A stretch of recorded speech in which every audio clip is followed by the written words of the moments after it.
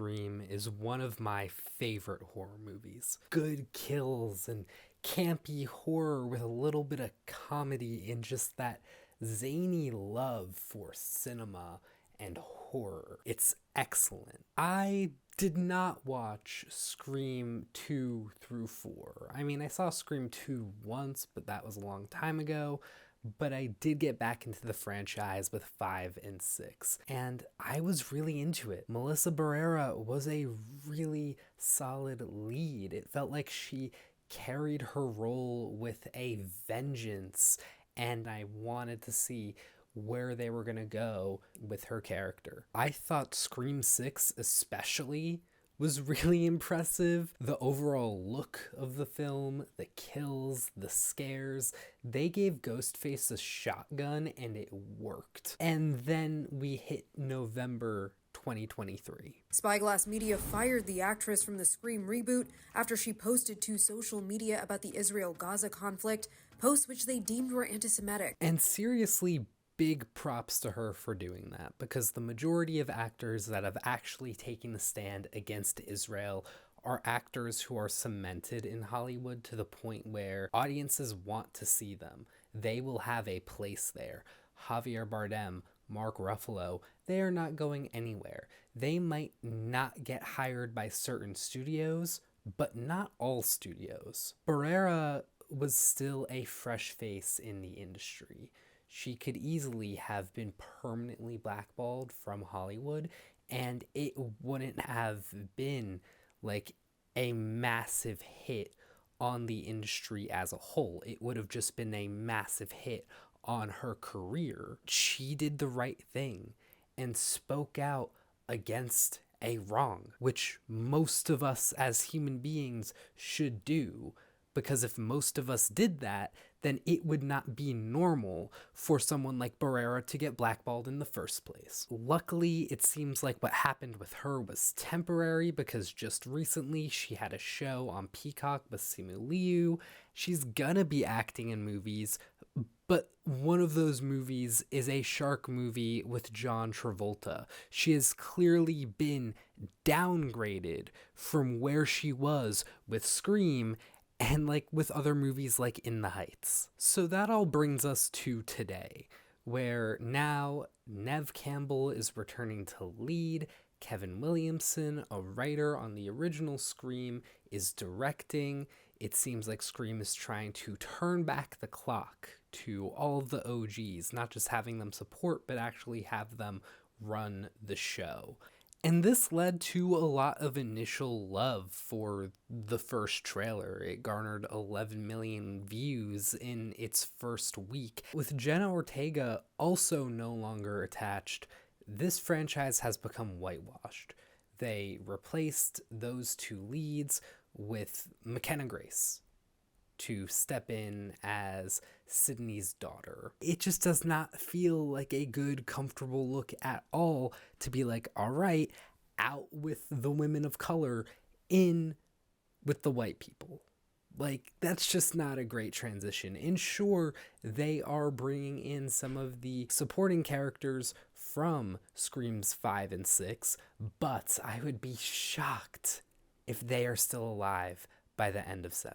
I won't directly know because I am not watching this movie, but I am sure it will be spoiled somewhere on the internet. In general, though, this is just what Paramount's brand has become as a studio. They have caved heavily to Trump. Now they are trying to buy Warner Bros., which would lead to 3 of, I would say, like the 4 major news stations becoming right-wing propaganda, completely ruining like the news within our country. Most recently, they caved and did not air a James Tallarico interview with Stephen Colbert on live TV, so instead it just got put onto YouTube and got way more attention than it would have otherwise, because all the talk was, whoa, CBS, Paramount, they are not allowing this Texas Democrat senator candidate to have his interview aired live on television. It's also beginning to trickle down into film decisions that Paramount is making. When it was confirmed that they were going to be making a Call of Duty movie, Steven Spielberg hit them up and was like, I want to make this movie. Instead, they went with Taylor Sheridan and Peter Berg. Sheridan being the guy who makes a super popular television show funded by oil companies that tells its audience that clean energy is just as bad as oil. He himself is a propaganda creator. If they do manage to get a hold of Warner Bros., there's just no way that they will ever let James Gunn put out a DC movie that has any themes remotely similar to what Superman had, about Superman being an immigrant and focusing on his immigrant story, but also the smaller themes about Israel and Palestine. No way Paramount lets that slide. The one interesting movie that they have in their upcoming slate is Children of Blood and Bone, a movie directed by Gina Prince Bythewood based on a young adult fantasy novel featuring a majority black cast. And I would not be surprised if this movie ends up getting the Substance treatment. They sell it off to some other smaller studio to do with it as they wish. Or if it even becomes a tax cut or tax write-off type of movie and gets a Coyote vs. Acme treatment. I know that Netflix buying Warner is scary. So I am editing the video right now, and I've just learned that Netflix declined Warner Bros. Netflix declined to match Paramount's offer for Warner Bros. Paramount put in a bid that Warner Bros. Deemed superior, and now Netflix is no longer in the race. So Paramount will be buying Warner Bros. Unless some miracle happens. This is a travesty for society. This is a travesty for film. It's a travesty for freedom of speech, for a diversity of voices. It's really, really awful.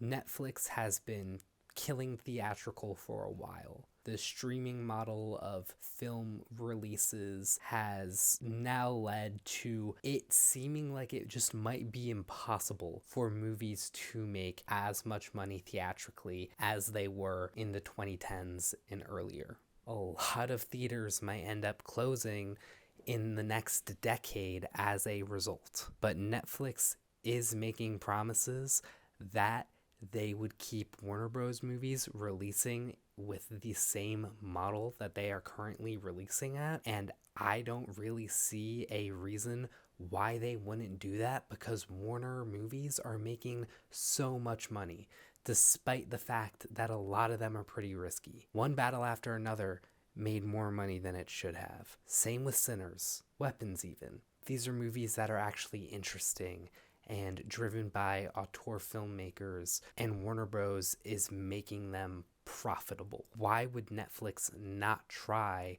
to continue that? I'm sure at one point Netflix might have seen theaters as competition, therefore they probably were like genuinely putting work in to hurt the theatrical business. But at this point with streaming, it is clear that a theatrical release is almost like marketing for the eventual digital and streaming releases of a movie. If it can do well theatrically, that is just extra money on top of the money that it will make later on. What I am far more worried about is the murderous company that is in the act of killing diversity of people and thought within our culture as a whole. And if they get a hold of Warner, then that just makes their impact twice as great. If Netflix really was a company driven to create left-wing propaganda or just left-wing content, I don't think they would still be showing Hillbilly Elegy, a movie based on a book written by J.D. Vance about his own life experience. Right now in theaters, you could go and see Send Help, Sam Raimi's newest movie. It is more of a thriller than a horror, but it really is a lot of fun. You got 28 years later, The Bone Temple out on premium video on demand right now. And then just in March, you have A24's Undertone, Ready or Not 2, directed by the initial Scream 5 and 6 directors who are also no longer attached to Scream. I am yet to mention them, but yeah, if you want to go and support Radio Silence, that is your way to do it. And then They Will Kill You with Zazie Beetz coming out at the end of the month. There are a lot more opportunities for you to go and see a horror movie that will most likely be better than Scream 7, because Paramount is clearly trying as hard as possible to show as little of this movie as possible, given the fact that we've only had one full-length trailer, because it's probably not that good anyways. Thank you for tuning into this video and making it all the way to the end here if you are hearing this. I really appreciate you. Feel free to subscribe, like, do whatever you gotta do. It really means a lot for this channel and I would deeply appreciate it. I'm trying to upload more thoughtful film content rather than prioritizing quantity over quality now with this channel, so please stay tuned for that. I want to make videos that are interesting and captivating and opinion driven, with opinions that you might not necessarily agree with. Feel free to tune back in for my next video, probably coming out sometime in early March. Take care.